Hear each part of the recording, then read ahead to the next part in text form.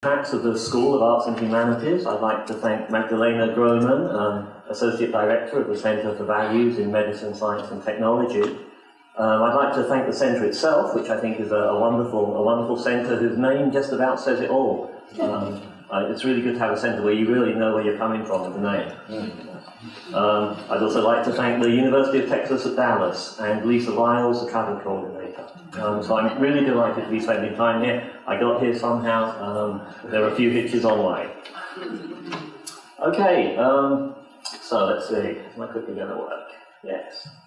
Okay, so what I thought I'd do is start with the conclusions, because I think suspense is just a bad thing.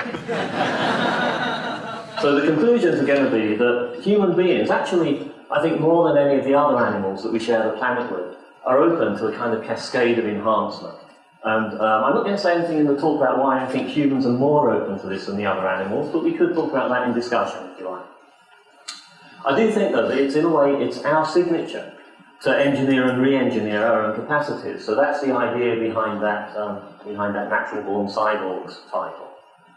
And something that I've become more interested in over the last years, in particular, is that I think as this process unfolds, it becomes kind of unclear where we stop and the other stuff starts. That's sort of what you expect if you're a sort of biotechnological hybrid. You have to face the question, where do I stop and the rest of the world begins? So that's where we're heading. Okay, where should we start? One of the things that I want to sort of suggest is that the deepest and most transformative of the biotechnological mergers might not always be the most obvious ones. So, you know, we tend to think of things like this. This is Arnie from the first and the best of the Terminator movies. You know, we think, okay, well penetrated with lots of sort of cogs and wires and stuff like that. Maybe that's a sort of classic cyborg image. Or this is Spider Jerusalem from the wonderful Warren Ellis comic, Transmetropolitan, a person seldom seen without his laptop in tow. But the poster child for me for biotechnological merger will be Patrick Jones, a Catholic deacon from Colorado Springs. So we'll come to him by the very end of the talk.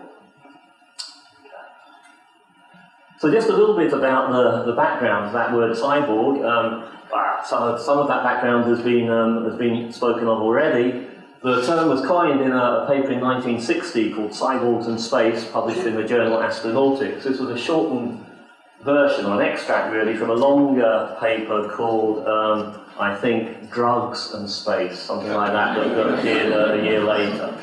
So a little bit from that paper. So the idea there was basically, as was explained before, to sort of, instead of struggling in the way that the sci-fi literature at the time expected you to sort of engineer